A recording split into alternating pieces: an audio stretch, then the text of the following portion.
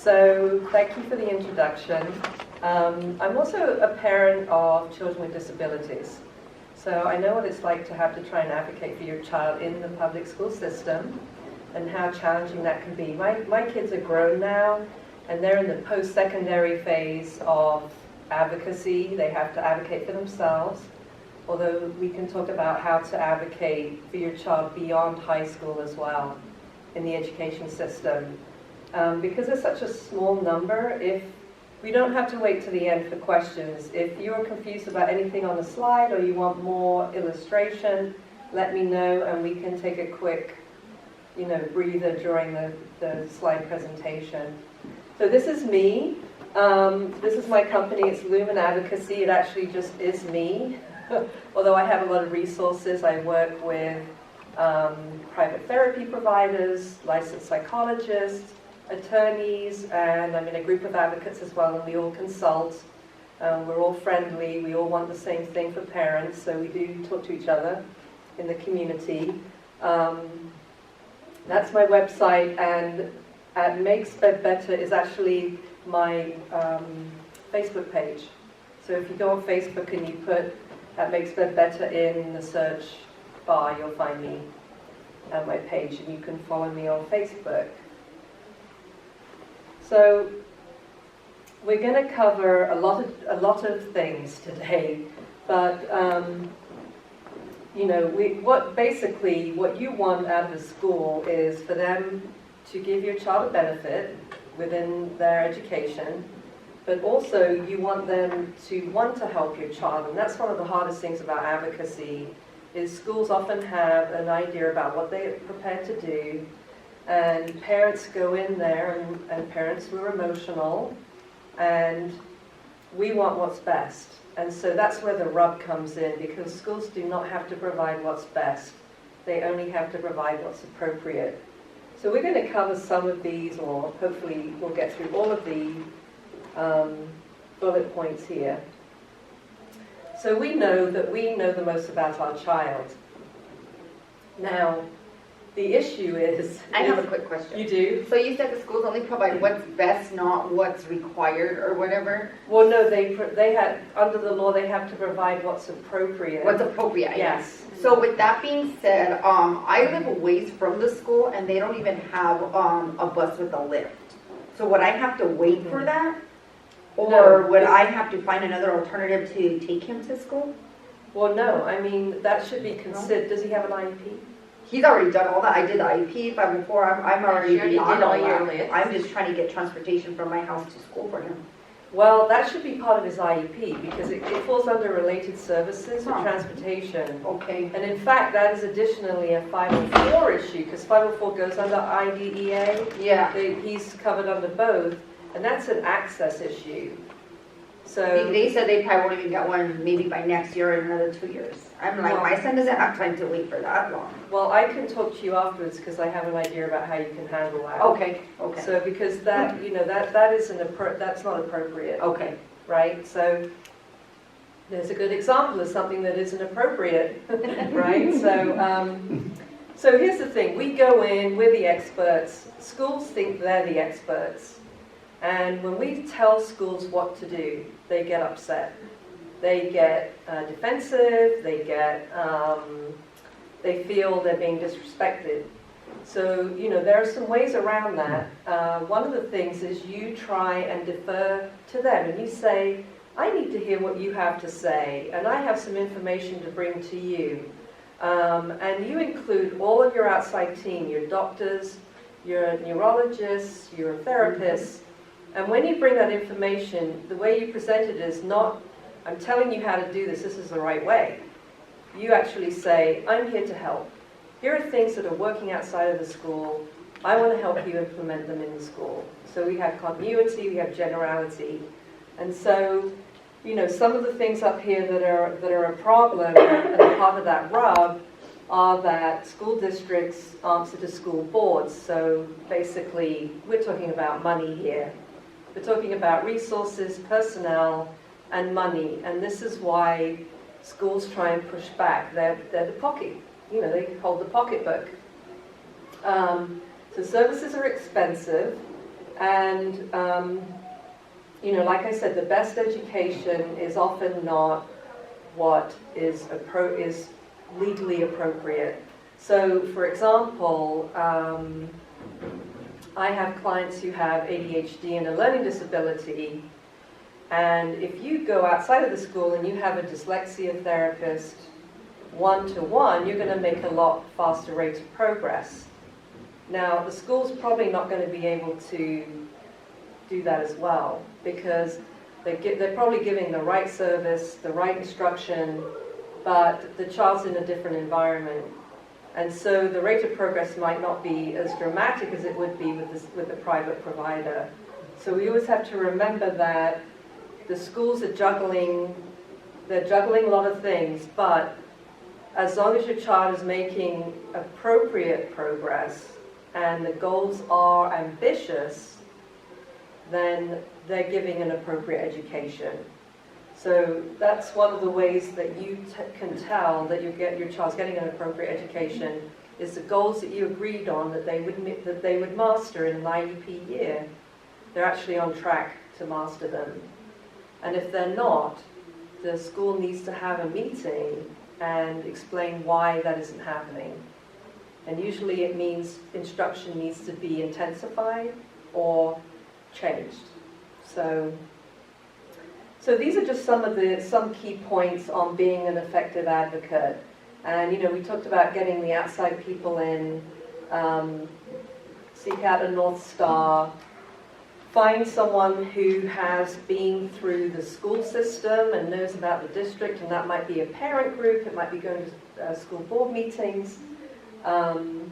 When you communicate, even if you have a conversation, always follow it up with an email. Is there, in the school system, okay, is there usually someone that the school board will designate who will, take on questions, or it's not even on their radar and they don't? And then do you know, are there certain laws all throughout the United States that we say, okay, we're all different, but they have to fulfill X? Well, so that's a two-part question. Yeah. School boards are usually pretty ignorant about disability. They might have the special education director in there in a meeting, but the special education director is the top person who is responsible for all of the services and the staff in the area. Yeah. So when the special director isn't helping or doing anything or getting the ball rolling, who do you go to next? Yeah. Well, it depends on the situation, because actually you could go to dispute. I mean, if you have a case for dispute, usually that's what we would recommend next, because it depends on what's happening and what isn't happening. Right. But when you get stonewalled, if you're not getting a response, then that's the next step, because really you're at a stalemate, right? You can't. There's nowhere to go. You're not getting responses. Your emails are going into a black hole. So we recommend going to a mediation at that point, or filing for a hearing. Yeah. But to your point, like you were saying, you just come to her or him and say, here's what's working outside, how can I help you? Yeah. As a special educator, how strong a voice can she have to say, hey, look, medical board, you need to throw some money or resources my way, or will you allow this thinking out of the side box approach in? Like, how difficult have you experienced on trying to bring, alternative approaches in? It is very varied. I mean, I can't even generalize by school district. Yeah. I'm in 20 school districts. And let's take Austin ISD. I'm not picking on Austin ISD, but every single building is different. And so the personality of the principal comes into play. Okay. Sometimes you have a very collaborative art committee. Yes. And if you can keep it at the art committee level, that's ideal, because as soon as administrators are involved, then they're presenting the district opinion into that meeting. And so I can't even generalize from one art to another. Okay, so let's just say you have an alternative thing, right? Yeah, right. What do we need to arm that educator with in order to go to her school board or whoever she has to talk to say, okay, this is what I want to do. here's the proof or whatever. So what would be some of those minimums that you've encountered are effective? Like, is it research? Is it, I don't know. It is research. I mean, it's bringing in, methods that have worked for other children in similar situations where you don't come in and you say, well, Right. so-and-so's son gets this. Sure. But you can say, I know this has worked for a child that has a very similar presentation, and that can work. Yeah. Sometimes just educating them. Yeah. I mean, I go into our meetings, and the other day I heard, well, if you don't accept placement in this school, Right. then we're kicking you out of special education, this child out of special education. I said, oh, are you? Yeah. Did you do an evaluation to exit him? Because it must have been done in the last week. Otherwise, you're misinforming my client. So I mean, there are things Yeah. that schools don't know. You'd be surprised. I mean, once Right. you actually learn your rights, Mhm. you're you start to get really surprised by what schools don't know. Yeah. So educating them is a big thing. Right. And also, just having an attitude. I mean, Yeah. communicating clearly. Organizing is obviously Right. key. Having everything in a binder that you Right. can quickly access when you need to back up your points. I mean, if you say, look, he hasn't made progress. Here's where he was 9 weeks ago, and you're telling me he's still at the same level in the progress report. And if you have that at your fingertips, it's a lot more effective than Right. Waiting. just Waiting for another. Yeah. say, well, I'll send you an email because I don't have it right now. I mean, because like even things like, you hear that it's been shown that, kids focus better if they have a little bit of exercise in the morning, Right. right? And so like, how can we implement that for all of your students so that you could function, because everybody's calmer now. Yeah. There's one of you, there's 10 of them, if we can get them all to calm down by having them go walk in the morning, is that going to be so hard to implement, So Right. versus how about bringing a swing? Because you've got autistic kids that respond well to swings. Is that going to be hard? Do you have any teachers in the room? No teachers? Well, I mean, I find that a lot of teachers really want to help. I mean, Yeah. they're not in the profession to get wealthy, Right.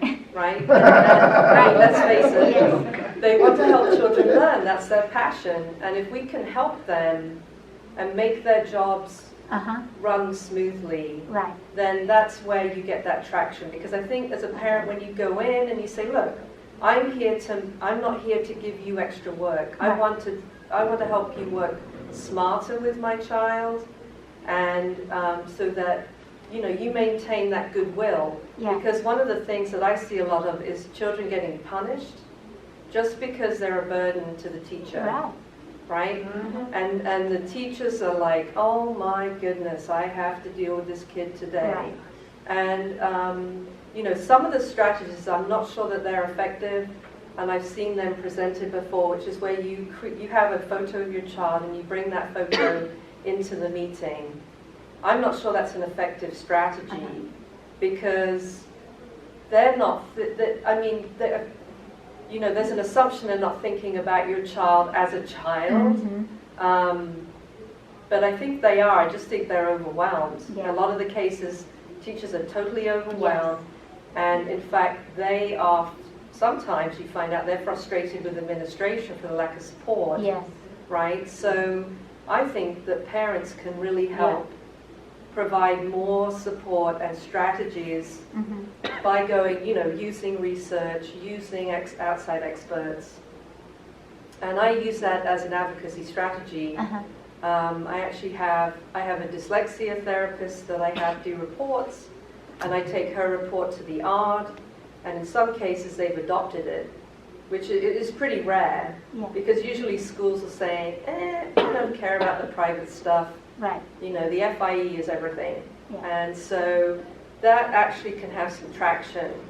And I think in the case of children with more complex needs like TBI or CP, or, they have comorbid conditions, those children, I think even though they're not going to say it, they like it when you bring in letters from the doctor. They like it because they don't really know anything about it. They're overwhelmed. Okay. So, but to answer your last question, IDEA is a federal law, Okay. and so there's a federal statute for everything. For everything that's in the federal statute, Texas has its own implementing regs. It's called the Commissioner's Code. Commissioners. And basically, that code, which is under the IDEA, on the federal definitions, it can't narrow the definitions. Uh-huh. So one of the things that I hear a lot of is, this child doesn't qualify as a child with a speech impairment. Right. Because they're not severe. They don't have a severe impairment. Right. And I hear this all the time, Texas Speech Hearing Association guidelines say, Uh-huh.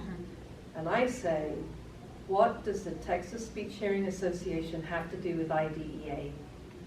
Because the federal law says that the speech impairment only has to adversely impact educational performance. There's no modifier in there. It doesn't say significant, and it doesn't say severe. And so Texas is not allowed to have cutoff scores. They're not allowed to say your child can't have speech services unless they're at the 5th percentile. Mhm. And I hear that all the time, and I pull out the reg. Yeah. I don't like to pull out the law, I'm not a lawyer, Right. but I'll say, show me where it says that, please, Mhm. because I know it doesn't say that anywhere. So, I mean, this is one of the issues is, Well, just like you said, they're Yeah. overburdened. They don't have time to look into it themselves. yeah, And everybody else has been quoting that, so they must be right until Right. you set them straight. yeah, there's no Politely. there's no training requirement for the teachers, you know. A lot of training is optional. They have their in-service training usually at the beginning of the school year, and that's done by the district. But, the region has a lot of good training. Region Yeah. 13, the one that we're in, and Region 4, which is where Houston is. But do teachers get a lot of training? Well, I know that they don't because I hear a lot of misinformation. So there are three main laws. So there's the ADA, which is the physical access to public buildings, and that covers everybody. It covers employment situations. 504, there is a difference between 504 in K through 12 and post-secondary education. And the difference is in 504, this gets kind of complicated. There's 504 FAPE. FAPE? There's FAPE, Free Appropriate Public Education under 504. And what that is accommodations that they're not individualized, but they equalize access to education. So in other states, you might see some services, some instruction, but it's not individualized in a 504 plan. That's really rare in Texas. You're more likely to just see accommodations, like extra time, preferential seating, checking for understanding, very general sort of accommodations. So the key thing to know about 504 as parents. So quick question, so the Yeah. 504, since my son has a TBI, would that include his medications, his feedings, and all that stuff that would go on that 504 for the school to follow? Well, that's problematic, and I'll cover that in just a second, Okay. because, so here's the thing, 504 is primarily to level the playing field. But there's a problem with that, because what happens in this state is, and this actually happened to me as a parent in 2 states with my son that has ADHD, was they did a 504 evaluation, and under 504 there's no standard for an evaluation. They can use grade reports, teacher reports, and give a child a 504 plan. That's a problem because ADHD and TBI fall under this law. They're actually TBI has its own category in federal law for special education. So what really should happen is your child gets evaluated under this one first. And then if you decide that there's no adverse impact on their educational performance, and educational means physical education, functional and emotional, social emotional performance, and also academic, right? So guess what? If you have a child that's TBI and they have motor skill problems, they're going to fall under that one, right? So if you're, and now here's the thing. According to federal law, there is a mandate for every school district in the country, to your point about what's US based, right? So the federal covers everybody. It's called Child Find. And what it means is every school district has to go out and identify children who might be in need of special education under IDEA. And so they're supposed to go out into private preschools, homeless shelters, hospitals, public school. And that has not been happening in this state. And in fact, they got a corrective action plan directive from the Department of Education. And that's actually, they've actually written a corrective action plan. So that's in play right now. So Texas is under scrutiny. They're having So to we correct. can help that, like we can actually go and do the legwork and say, here's all these, Well, you know, and then help them with the reporting. right. Well, what I do is I tell parents, you know, your child should have been evaluated under IDEA. And so what you need to do is send in a request for a full individual evaluation on the IDEA. They're going to say yes. They're going to do a comprehensive evaluation. And when I say comprehensive, it's going to have, well, whatever's appropriate. Cognitive may not be appropriate, but it's going to have cognitive, academic, functional, motor skills, speech, anything that they think there may be a deficit skill.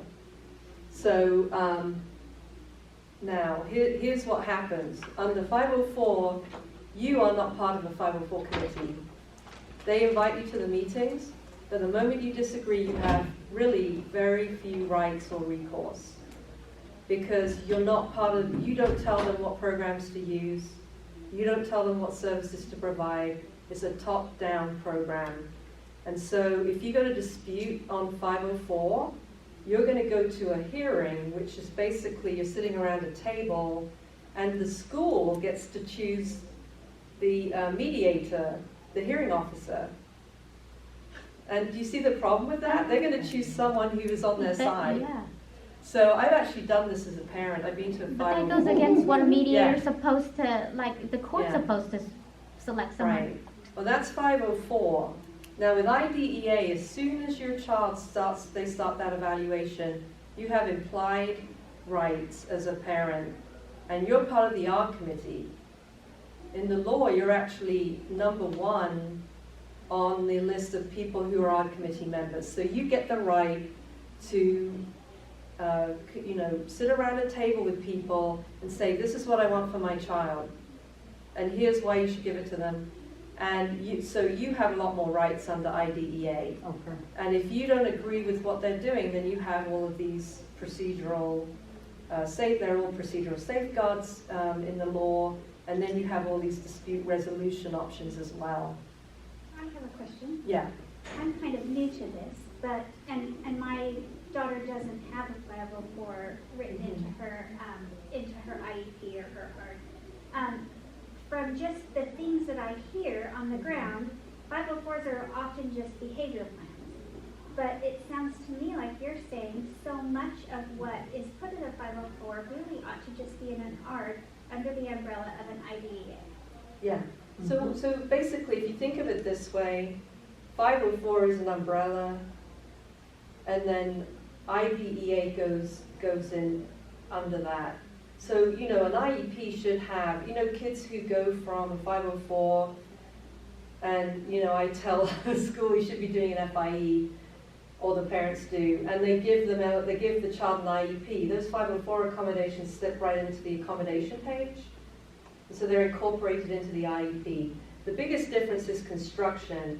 When you have parental rights, because with an IEP, you're going to have a baseline, a performance, then they're going to write goals to improve deficit skills, and that's how they prove that they're providing a benefit, right? Because your child, you're trying to close a gap. in skills. And so, 504 is not appropriate in a lot of ways because there's no requirement to provide a benefit and there's no requirement to provide an individualized program. So, I'd say the biggest example I can use is I have parents who come to me and they say, my child's been in Wilson Reading for 4 years and they've made no progress. And I ask, do you have a 504 or an IEP? And they say 504, and I'm like, that's a problem. Because the school is actually fulfilling their legal obligation under 504 because they're giving you a program. It's not working, but they're giving you a program. Do you follow me?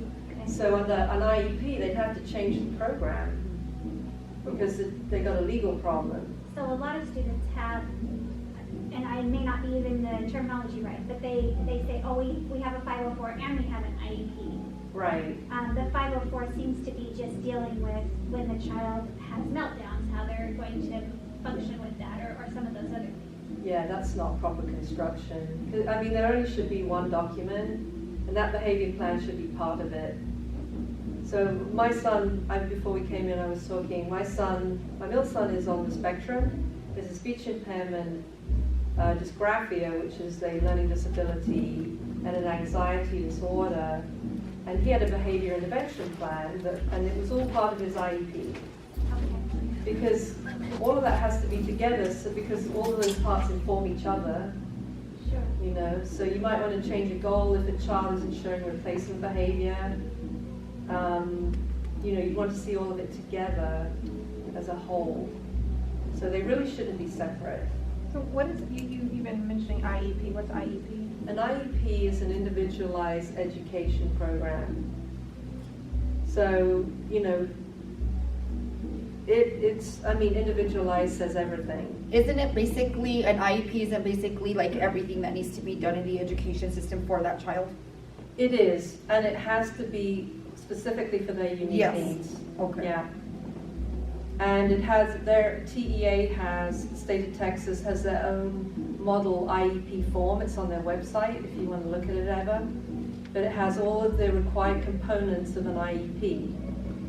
So I have another question. Okay, so like I was telling you, you were saying something that children that have TBIs, they go under that one, the IDEA? Yes. Yeah. Okay, so with that being said, are they allowed to get like physical therapy or anything like that, or even like PE or anything like that? Yeah. So here's the thing: if you ever look at, again, I don't have it up here, but I can give it to you afterwards. But if you ever look on TEA's website, the curriculum for the state is called the TEACs. So I have another question. Okay, so oh wait, let me answer that one. Sorry about that.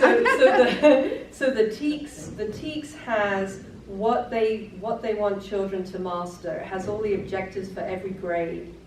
And if you even look at kindergarten, there are gross motor objectives. So I have schools say to me, we don't have to give this child any physical therapy or any occupational therapy for fine motor. And I pull out the TEACs and I say, oh really? Because it says in here that the state of Texas thinks that this child should be able to write all of the alphabet by the end of the year. This child should be able to walk on a balance beam and hop on one foot. And if they can't, then there's an educational need, right? So there's a educational deficit skill. And that's how I get around that argument, because I hear what you're saying, and I hear a lot of it. They say, oh, that's medical. Have you ever heard that, where they say, that is a medical need, not an educational one? And I'm like, sorry, but... What, Michael, so I did have an IEP, and I did the whole thing for my son.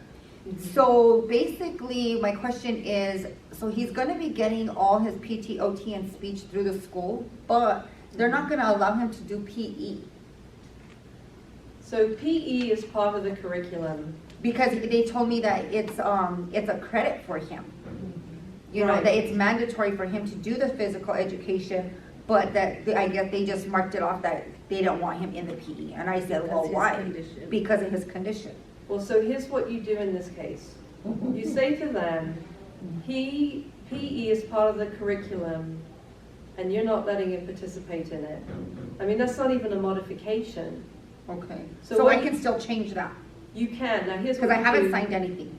No, don't sign. Okay. Ask them for an adapted physical education assessment. It's an assessment. It's actually, I have a whole set of resources on it. But what it is it's a specialist that they have on staff or they contract with, and they come in and they say, okay, how can we adapt the physical education curriculum so this child can participate? And I have a client like that who has CP, and his district tried to say, well, he doesn't need anything in the PE class, and he's not ambulatory. Right. Yeah. And I said, that's ridiculous. So now he has goals for PE, Okay. you know, and he's in a wheelchair for some of it, but we've got some goals in place to improve his upper body strength so he can propel around, you know, a lot of the activities. But Even he's the socialism with his peers would be great for him with that type Whoa, of. right, yes. Okay. I mean, it's not acceptable for them to exclude him from that.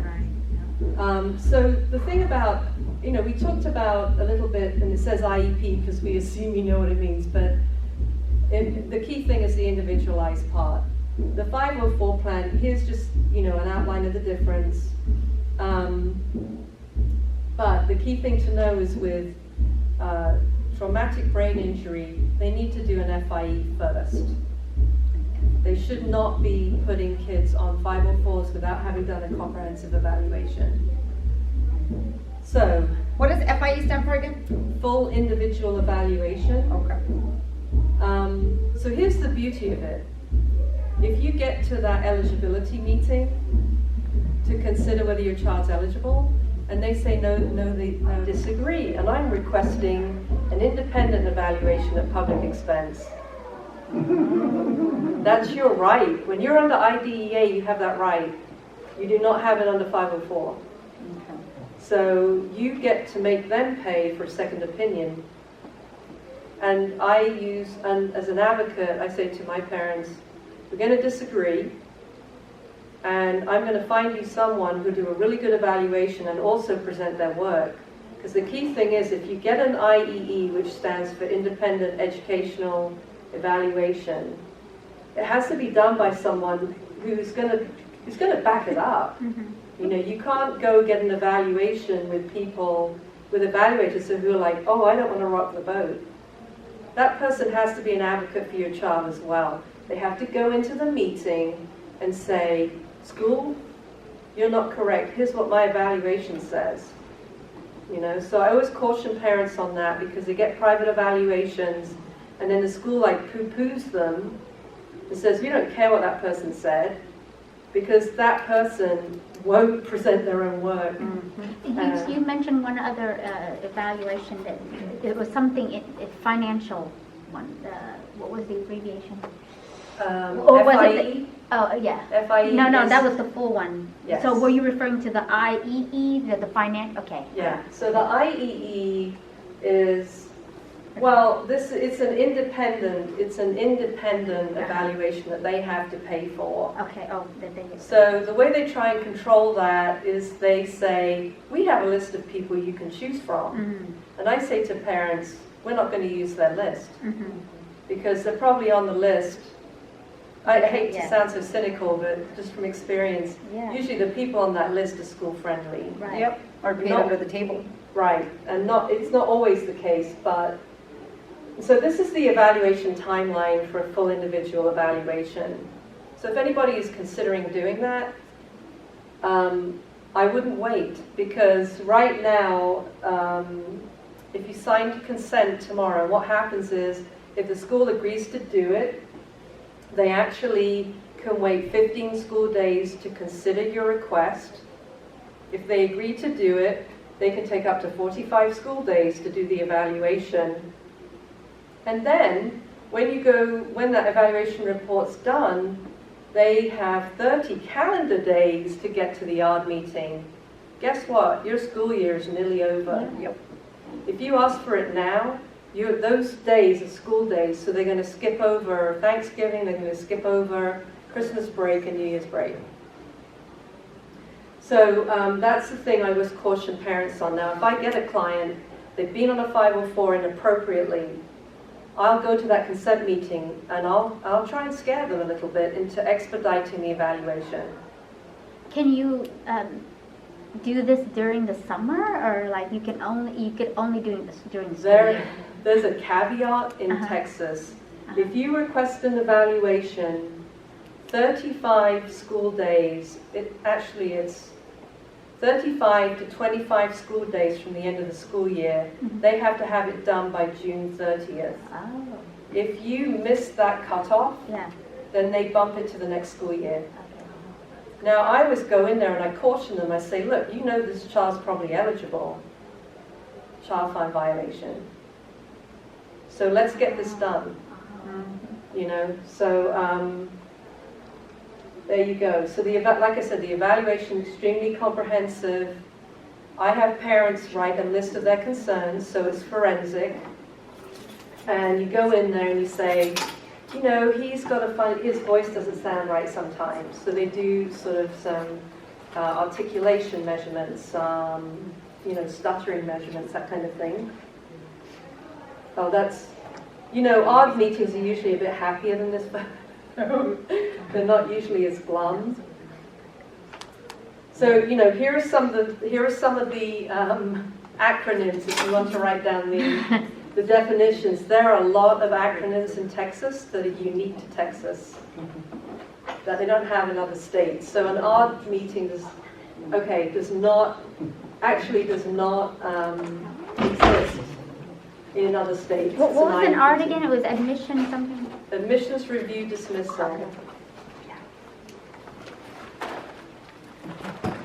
So I would, if you want to talk more about specific things to your child's situation, I have a table in the main hall. Yeah. That's the next one. Okay, Okay, yes. So, you know, I didn't hear anybody say anything about stigma. The stigma argument about special education is usually presented because they don't want to provide the services. But of course the real stigma is your child isn't functioning in the world as it could be. And so I always tell parents, they're going to get beyond 12th grade, no one's going to know they had an IEP and what it was for. So you know, you don't even have to show it to colleges. You can just show them a private neuropsych. So if something isn't working, we talked about some things at the beginning. I wanted to hit those about being that collaborative partner. If you can't get anywhere with being collaborative, reach out to advocates or attorneys. They usually give free advice over the phone, and they'll give you an idea of if you have a dispute or you have a case for compensatory education. And where can you get help? Texas Parent to Parent are in the hall. Rights Law is a good website. Region 13, Disability Rights Texas is our legal advocacy group for the state. They have free resources. Path Project for Region 13, Region 4, they're a great resource. They have a lot of information regarding different disabilities. Advocates, that's me, and then attorneys as well. So I think you can do it now. I think you're all set up to go into those odd meetings and take care of. Well, I think that what you really